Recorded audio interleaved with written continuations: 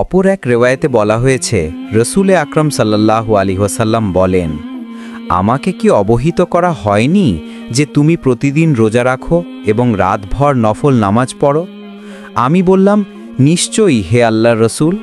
তিনি বললেন, তুমি এরূপ করো না, রোজা রাখো আবার ভঙ্গও করো, ঘুমাও আবার ঘুম থেকে জেগে নফল নামাজও পড়ো। কারণ তোমার ওপর তোমার শরীরের হক আছে, তোমার ওপর তোমার চোখেরও হক আছে, তোমার ওপর তোমার স্ত্রীরও হক আছে, তোমার ওপর তোমার অতিথিরও হক আছে। মূলত প্রতি মাসে 3 দিন রোজা রাখাই তোমার জন্য যথেষ্ট, কেননা প্রতিটি নেকির পরিবর্তে তুমি 10 গুণ সওয়াব পাবে। এটা সারা বছর বা প্রতিদিন রোজা রাখার সমান হয়ে যায়। আমি আব্দুল্লাহ নিজেই নিজের উপর কঠোরতা আরোপ করার ফলে আমার উপর কঠোরতা চেপে বসেছে। আমি বললাম, হে আল্লাহর রাসূল, আমি তো নিজের মধ্যে প্রত্যহ রোজা রাখার মতো সামর্থ্য রাখি। তিনি জবাব দিলেন, আল্লাহর নবী দাউদের রোজা রাখো এবং তার চেয়ে বাড়িও না। আমি জানতে চাইলাম, দাউদের রোজা কীরকম ছিল?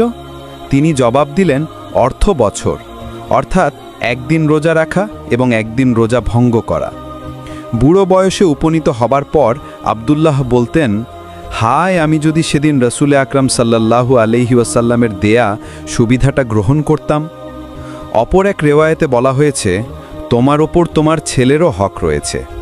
আর এক রেওয়ায়েতে বলা হয়েছে, যে ব্যক্তি প্রত্যহ রোজা রাখে মূলত সে রোজাই রাখে না। এ কথা তিনি 3 বার বলেছেন। অপর এক রেওয়ায়েতে বলা হয়েছে, আল্লাহর দৃষ্টিতে সবচেয়ে পছন্দসই রোজা হচ্ছে দাউদের রোজা, আর সবচেয়ে পছন্দনীয় নামাজ হচ্ছে দাউদের নামাজ। তিনি রাতের অর্ধাংশে ঘুমাতেন, 1/3 আল্লাহর বন্দিগি করতেন এবং ষষ্ঠাংশে আবার ঘুমাতেন। অনুরূপভাবে তিনি 1 দিন রোজা রাখতেন এবং 1 দিন রোজা ভঙ্গ বা ইফতার করতেন। হযরত আব্দুল্লাহ ইবনে আমর ইবনুল আস বর্ণনা করেন, রসুলে আকরাম সাল্লাল্লাহু আলাইহি ওয়াসাল্লামকে জানান হলো যে আমি বলে থাকি, আল্লাহর কসম, যতদিন জীবিত থাকব ততদিন আমি দিনে রোজা রাখব আর রাতে নামাজ পড়তে থাকব। রসুলে আকরাম সাল্লাল্লাহু আলাইহি ওয়াসাল্লাম আমায় জিজ্ঞেস করলেন, তুমি নাকি এরূপ কথা বলে থাকো? আমি বললাম, আমার পিতামাতা আপনার জন্য উৎসর্গীকৃত। হে আল্লাহর রসুল, আমি ঠিকই এ কথা বলেছি। তিনি বললেন, তুমি এরূপ করতে পারবে না, কাজেই রোজাও রাখো আবার তা ছেড়েও দাও। তেমনি রাতের বেলা নিদ্রাও যাও, আবার রাত জেগে নফল নামাজও পড়ো, আর প্রতি মাসে 3 দিন রোজা রাখো, কারণ সৎ কাজে 10 গুণ সওয়াব পাওয়া যায়। এই নিয়মটি পালন করলে এটা প্রতিদিন রোজা রাখার মতো হয়ে যাবে। আমি বললাম, আমি এর চেয়েও বেশি শক্তি রাখি। তিনি বললেন, তাহলে 1 দিন রোজা রাখো ও 2 দিন পানাহার করো। এটি হচ্ছে হযরত দাউদ আলাইহিসসালামের রোজা, আর এটি হচ্ছে ভারসাম্যময় রোজা। আমি বললাম, আমি এর চেয়েও বেশি ক্ষমতা রাখি। রসুল আকরাম সাল্লাল্লাহু আলাইহি ওয়াসাল্লাম বললেন, এর চেয়ে শ্রেষ্ঠ আর কোনো রোজা নেই। হযরত আব্দুল্লাহ যখন বৃদ্ধ বয়সে উপনীত হন তখন প্রায়শই বলতেন, হায় আমি যদি রসুল আকরাম সাল্লাল্লাহু আলাইহি ওয়াসাল্লামের কথা মতো সেই 3 দিনের রোজা মেনে নিতাম, তাহলে তা আমার পরিবার পরিজন ও ধন সম্পদের চাইতেও আমার কাছে বেশি প্রিয় হতো। অপর এক রেওয়ায়েত অনুসারে আব্দুল্লাহ বলেন, আমার পিতা একটি শরীফ খানদানের মেয়ের সাথে আমায় বিবাহ বন্ধনে আবদ্ধ করেন। আমার পিতা তার পুত্রবধূ থেকে শপথ নিয়ে তাকে তার স্বামী সম্পর্কে জিজ্ঞাসাবাদ করতেন। আমার স্ত্রী তার জবাবে বলতেন, তিনি খুব ভালো লোক, এত ভালো যে আমি তার কাছে আসার পর থেকে এ পর্যন্ত আমার সাথে বিছানায় শয়ন করেননি এবং আমার পর্দাও খোলেননি। অবশেষে আমার পিতা রাসূল আকরাম সাল্লাল্লাহু আলাইহি ওয়াসাল্লামের কাছে বিষয়টি উত্থাপন করলেন। তিনি বললেন, তাকে আমার কাছে পাঠিয়ে দাও। এরপর আমি তার সাথে সাক্ষাৎ করলাম। তিনি প্রশ্ন করলেন, তুমি কিভাবে রোজা রাখো? আমি বললাম, প্রতিদিন। কিভাবে কুরআন খতম করো? জবাব দিলাম, প্রতি রাতে। এরপর তিনি আনুপূর্বিক সমস্ত ঘটনা বর্ণনা করলেন। আব্দুল্লাহ যখন আরাম করতে চাইতেন তখন কয়েকদিন হিসাব করে রোজা ভঙ্গ করতেন এবং পরে আবার সেগুলোর রোজা পূরণ করে দিতেন। নবী করিম সাল্লাল্লাহু আলাইহি ওয়াসাল্লাম থেকে পৃথক হবার পর তার সাথে ওয়াদাকৃত তার খেলাফ করা কি তিনি অপছন্দ। এটা প্রায় 1500 বছর আগের কথা, যখন সারা দুনিয়া জালিম জামানার নিষ্ঠুর সময়ের নির্দয়তায় ডুবেছিল। সেই সময়ে সালমার ঘরে একটি মেয়ে জন্ম হলো। মেয়েটাকে দেখে তার স্বামী আসাদ ইবনে সালিম হতবাক হয়ে দাঁড়িয়ে রইল। সালমার মুখ ফ্যাকাশে হয়ে গেল, কারণ সেই যুগে মেয়ের জন্ম মানে ছিল লজ্জা, আর সেই লজ্জা থেকে বাঁচার একটাই রাস্তা ছিল তাকে জীবন্ত কবর দেওয়া। কিছুক্ষণ পর আসাদের বাবা সেখানে পৌঁছালেন। মেয়েটাকে দেখলেন এবং ঘৃণায় মুখ বিকৃত করে বললেন, কি করলে বৌমা? তুমি মেয়ে জন্ম দিলে কেন? তুমি তো আমাদের খানদানকে বদনাম করার জন্য উঠে পড়ে লেগেছ। আমি তো নিজের 2 মেয়েকে নিজের হাতে জীবন্ত কবর দিয়েছিলাম, কিন্তু খানদানের ইজ্জতে আঁচ আসতে দেইনি। এবার তোমাদের পালা। মানুষ জানার আগে এই বাচ্চাটাকে মাটির নিচে ঘুম পাড়িয়ে দাও। এই বলে তিনি সেখান থেকে চলে গেলেন। কিন্তু আসাদ নিজের বাবার কথা মানলেন না। তার মন এক অদ্ভুত কষ্টে ভরে গেল। কিছুদিন পর কুবিলার প্রবীণরা তার বাড়িতে পৌঁছালেন। তাদের মুখে কঠোর সিদ্ধান্তের ছাপ ছিল। তাদের মধ্যে একজন বললেন, আসাদ, তুমি আমাদের প্রিয় সন্তান, আমরা সব সময় তোমার মঙ্গল চাই, কিন্তু তোমার ঘরে মেয়ে জন্ম নিয়েছে, এটা তোমার এবং আমাদের পুরো কুবিলার বেইজ্জতি, অপমান, তাই তোমাকে তোমার ইজ্জত বাঁচাতেই হবে। এই শুনে আসাদের গলা শুকিয়ে গেল। তবুও সাহস করে মৃদু আওয়াজে বললেন, আমি বুঝতে পারছি আপনারা কি বলছেন, কিন্তু কেন জানি না আমার মন এই কাজের জন্য রাজি হচ্ছে না। আমি নিজের হাতে আমার বাচ্চাকে কিভাবে জীবন্ত কবর দেব? তখনই তার ছোট ভাই হামাদ বলে উঠল, দাদা, আমরা কি একটি মেয়ের জন্য আল্লাহর গজব অভিশাপ ডেকে আনতে চাইছি? যদি অন্য কুবিলার লোকেরা জানতে পারে তবে তারা আমাদের নিয়ে মজা করবে। তুমি কেন বুঝতে পারছো না? ভাইয়ের কথা শুনে আসাদের মুখ মলিন হয়ে গেল। সে জানত যে এই সমাজের নিয়ম ভাঙা মানে নিজেকে শেষ করে দেওয়া। তারপর রাতের অন্ধকারে সে তার বাচ্চাকে কোলে নিয়ে মরুভূমির দিকে রওনা হলো। একটি জায়গা পছন্দ হবার পর সে বাচ্চাটিকে মাটিতে রাখল এবং গর্ত খুঁড়তে শুরু করল। চারিদিকে নিস্তব্ধতা ছিল, শুধু হালকা বাতাস বইছিল। গর্ত খোঁড়ার পর যখন সে বাচ্চাটির দিকে তাকালো, তখন তার ভেতরে কিছু একটা ভেঙে গেল। এমন মনে হলো যেন বাচ্চাটির চোখ তাকে বলছে, আব্বু, মানুষ কি নিজের মেয়ের সাথে এমনটাই করে? তুমিও কি আমার সাথে তাই করবে? যখন আমাকে এই দুনিয়ায় আনতেই হয়েছিল, তবে এখন বিদায় কেন জানাচ্ছ? আসাদের হৃদয়ে মোচড় দিয়ে উঠল। তার মনে হতে লাগলো যেন শ্বাস নেওয়াও কঠিন হয়ে পড়েছে। কিন্তু সে কি করতে পারত? সেই অন্ধকার সমাজের সত্যকে তো সে বদলাতে পারত না। কুবিলা এবং পূর্বপুরুষদের ইজ্জত বা সম্মান বাজি রাখা ছিল। তখনই পেছনে দাঁড়ানো হামাদ বিরক্ত হয়ে বলল, এত দেরি করছো কেন দাদা? এটা তো একটা সামান্য ব্যাপার। মেয়ে জন্ম দিয়ে কি তুমি দুর্বল হয়ে পড়েছ? ভুলে যাও না, তুমি একজন মর্দ, আর মর্দ কখনো জাজবাতে হারে না। এই কথা শোনা মাত্রই আসাদের নিজের ছোটবেলার কথা মনে পড়ে গেল, যখন তার বাবা তার বড় বোনকে মরুভূমির বালিতে জীবন্ত কবর দিয়েছিলেন। সেই সময় তার মা কত কেঁদেছিলেন, কিন্তু সেই কান্নার কেউ কদর করেনি। আর আজ সেই একই পরীক্ষা তার সামনে দাঁড়িয়েছিল। ঠিক তখনই খুব দ্রুত একজন লোক ঘোড়া ছুটিয়ে সেখানে এসে পৌঁছালো। তার মুখে নকাব মানে মুখোশ ছিল। সে সেখানকার পরিস্থিতি বুঝে গেল এবং আসাদকে বলল, একটু থামো। অপরিচিত ব্যক্তির এই কথা শুনে আসাদ চমকে উঠল এবং জিজ্ঞেস করল, তুমি কে, আর এখানে কিভাবে এলে? সেই লোকটি ঘোড়া থেকে নামতে নামতে বলল, তুমি তোমার মেয়ের প্রাণ নিতে চাইছো কেন? সে এমন কি গুনাহ অপরাধ করেছে? এই শুনে আসাদ কিছুক্ষণ চুপ রইল, কারণ সে জানত এই সমাজে এমন প্রশ্ন করাই মানা। তারপর সে কঠোর গলায় বলল, হ্যাঁ, আমি আমার মেয়েকে মারতে যাচ্ছি, কারণ আমি একজন মর্দ এবং আমাকে আমার কুবিলার ইজ্জতের হেফাজত করতে হবে। এই কথা শুনে সেই অপরিচিত ব্যক্তি হেসে উঠল এবং বলল, তুমি মর্দ পুরুষ, আর তোমার ইজ্জত তুমি কি জানো? আসলে আসল ইজ্জত কি হয়? আসাদের কাছে এই প্রশ্নের কোনো জবাব ছিল না। এই কথা শুনে সেই অপরিচিত ব্যক্তি হেসে উঠল এবং বলল, তুমি মর্দ পুরুষ, আর তোমার ইজ্জত তুমি কি জানো? আসলেই আসল ইজ্জত কি হয়? আসাদের কাছে এই প্রশ্নের কোনো জবাব ছিল না, কিন্তু সে নিজের দুর্বলতাও দেখাতে চাইছিল না। তখন সেই লোকটি আসাদের মেয়ের দিকে তাকিয়ে বলল, যদি তুমি শুনতে চাও তবে আমি তোমাকে একটা গল্প শোনাবো। আসাদ মাথা নেড়ে হ্যাঁ বলল। তখন সেই লোকটা বলতে শুরু করল, অনেক বছর আগেই একটি শক্তিশালী কুবিলার সর্দার ছিল হারিস ইবনে খালিদ। সে খুব বাহাদুর ছিল, মরুভূমির বাদশাহ। তবে তার একটি বড় ভুল ছিল, সে মানত যে মেয়ে হওয়া দুর্বলতা। তারপর একদিন তার ঘরে একটি মেয়ে জন্ম নিল এবং সে ঠিক করল যে সমাজের নিয়ম অনুযায়ী তাকে জীবন্ত কবর দেবে। কিন্তু সে এমনটা করতে পারল না, আসাদ চুপ থাকতে পারল না। সে অনুমনে জিজ্ঞেস করে বসল, কেন করতে পারল না? কে থামালো তাকে? সেই লোকটি বলল, যখন সে বাচ্চাটিকে কবর দিতে নিয়ে গেল, সে দেখল যে বাচ্চাটি তার ছোট্ট হাত উপরে তুলে ধরেছিল এবং এমনভাবে দেখছিল যেন তার বাবার ছায়ায় আশ্রয় খুঁজছে। সেই মুহূর্তে তার হৃদয় কেঁপে উঠল।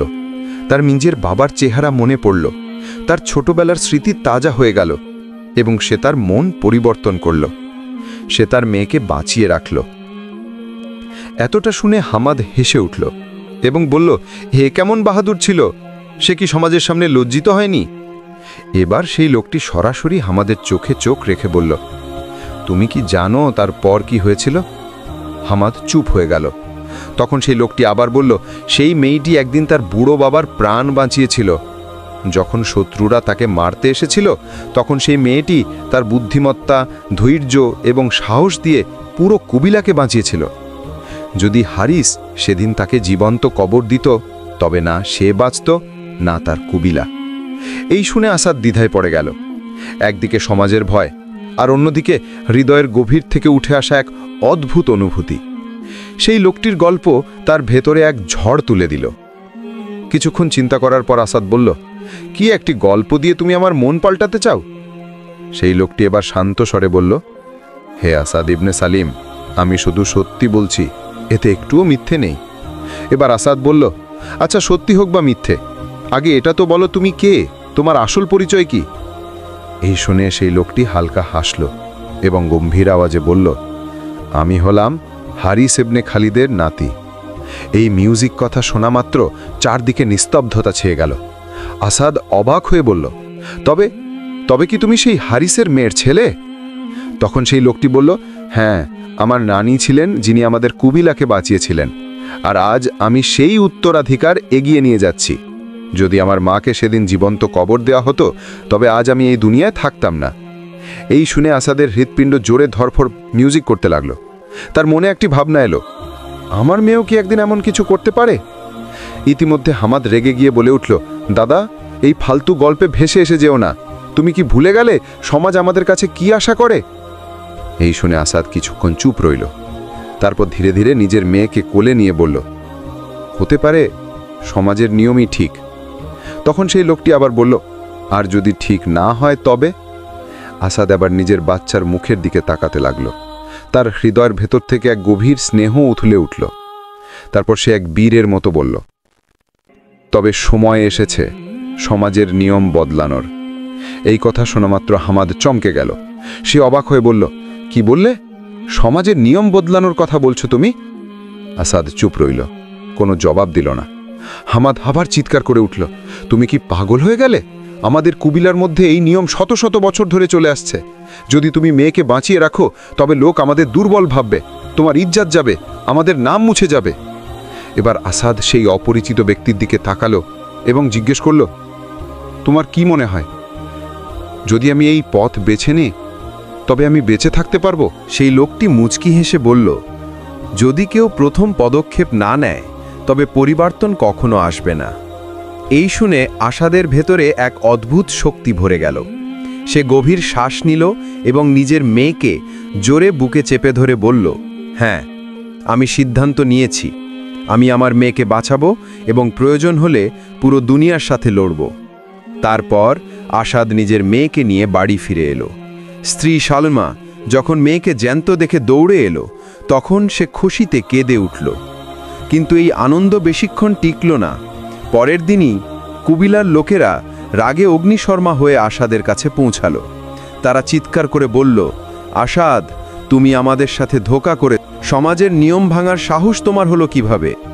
এক প্রবীণ আসাদের দিকে তাকিয়ে বললেন, তোমার বাবা নিজের হাতে নিজের মেয়েদেরকে কবর দিয়েছিলেন। তোমার পূর্বপুরুষরাও এটাই করে এসেছেন। তুমি কি নিজেকে তাদের চেয়েও ভালো মনে করো? এবার পুরো কুবিলা রেগে গেল। কেউ বলল, আমরা এই বেজ্জতি সহ্য করব না।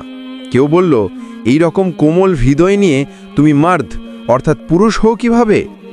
তখনই হামাদ চিৎকার করে উঠল, তোর জন্য আমাদের কুবিলা বদনাম হয়ে গেছে।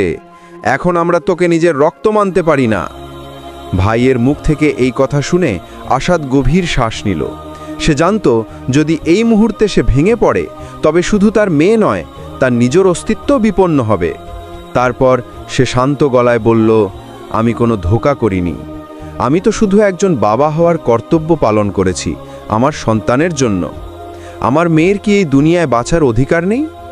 আসাদের মুখ থেকে এই কথা বেরোতেই এক নওজোয়ান যুবক জোরে আওয়াজে বলল, আসাদ, হয় তুমি তোমার ভুল স্বীকার করে সমাজের নিয়ম মানো, নয়তো সাজার শাস্তির জন্য তৈরি হও। প্রবীণ লোকেরা একে অপরের দিকে তাকালো, তারপর কড়া সিদ্ধান্ত শোনালো। হ্যাঁ, তোমার সাজা হলো নির্বাসন। আজ থেকে তুমি আমাদের কবিলার নও। এই কথা শুনে আসাদের বুকে যেন কিছু একটা ভেঙে গেল।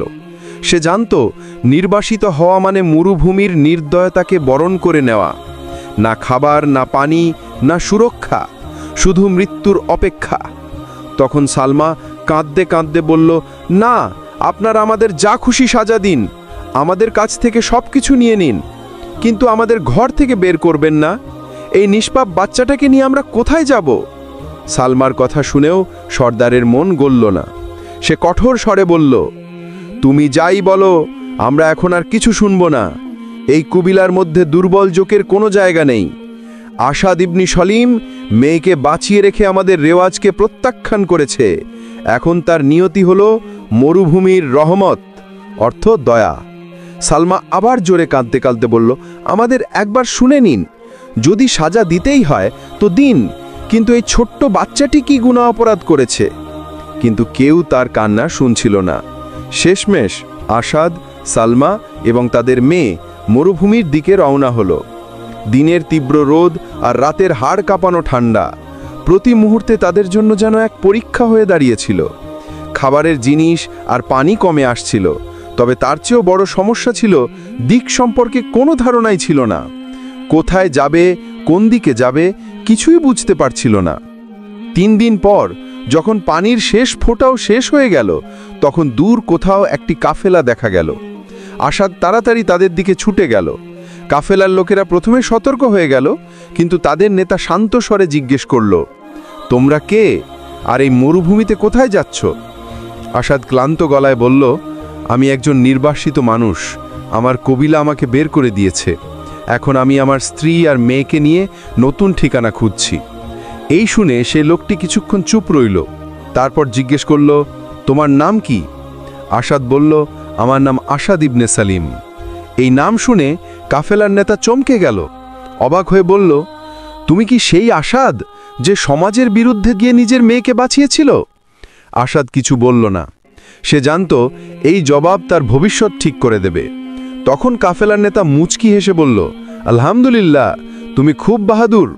তুমি সত্যি একজন সত্যিকারের বাবা। আমাদের নবী হযরত মুহাম্মদ সাল্লাল্লাহু আলাইহি ওয়াসাল্লাম বলেছেন যে মেয়েরা বোঝা হয় না, বরং জান্নাতের পথের মাধ্যম হয়। তুমি সেই সব লোকদের কথা কান দাওনি যারা অজ্ঞানতার অন্ধকারে ডুবে আছে, তাই এবার তুমি আমাদের সাথে চলো। এই শুনে আসাদ অবাক হয়ে গেল। এই প্রথমবার কেউ তার সিদ্ধান্তের প্রশংসা করল। তারপর সে জিজ্ঞেস করল, আচ্ছা ভাই, আপনারা কারা? আমি কি আপনাদের পরিচয় জানতে পারি? তখন সেই লোকটি হেসে বলল, আমরা হলাম মুসলমান। আমরা আল্লাহের একত্ববাদে বিশ্বাস রাখি। আমরা এমন এক সমাজ গড়তে চাই যেখানে কেউ নিজের মেয়েকে বোঝা বা লজ্জা না ভাবে, বরং তাকে নিজের দায়িত্ব মনে করে। এই শুনে আসাদের মনে এক নতুন আশা জাগল। সে ভাবল, এই কাফেলা আমাদের শুধু আশ্রয় দেবে না, বরং এক নতুন বিশ্বাস, এক নতুন পথ দেখাতে পারে। তারপর আসাদ উৎসাহের সাথে বলল, আমি তোমাদের সাথে চলতে চাই। আমি জানতে চাই সেই সত্য যা তোমরা সবাই নিজের হৃদয়ে বহন করে চলেছ। তখন কাফেলার নেতা গভীর ও স্নেহভরা স্বরে বলল, তবে এসো, আমাদের নবীর কাছে চলো। সত্যের আলো তোমার অপেক্ষা করছে। এবং তারপর আসাদ নিজের স্ত্রী আর মেয়েকে নিয়ে সেই কাফেলার সাথে চলল এক নতুন পথে, এক নতুন শুরুর জন্য। কৌন সুবহানাল্লাহ, সুবহানাল্লাহ। প্রিয় দর্শকবৃন্দ, রাসূলুল্লাহ সাল্লাল্লাহু আলাইহি ওয়াসাল্লাম শুধু একজন নবী নন, তিনি সমগ্র মানব জাতির শিক্ষা ও পথপ্রদর্শক। তিনি আমাদের শিখিয়েছেন ভালোবাসা, ক্ষমাশীলতা, ন্যায়, ধৈর্য ও মানবতার প্রকৃত অর্থ। তার জীবন হলো আমাদের জন্য সম্পূর্ণ আদর্শের মডেল। একজন বাবা হিসেবে, একজন স্বামী হিসেবে, একজন নেতা হিসেবে এবং একজন দয়ালু মানুষ হিসেবে। তো প্রিয় দর্শক, এই ছিল আমাদের আজকের ভিডিওটি কেমন লেগেছে অবশ্যই কমেন্ট করে জানাবেন এবং অবশ্যই ভিডিওতে একটি লাইক দিয়ে আমাদের চ্যানেলটি সাবস্ক্রাইব করে আমাদের পাশে থাকুন এবং আপনি কোন ধরনের কাহিনী শুনতে পছন্দ করেন তা আমাদেরকে অবশ্যই কমেন্টের মাধ্যমে জানান। আশা করি ভালো থাকবেন। ধন্যবাদ প্রিয় ভাইয়েরা।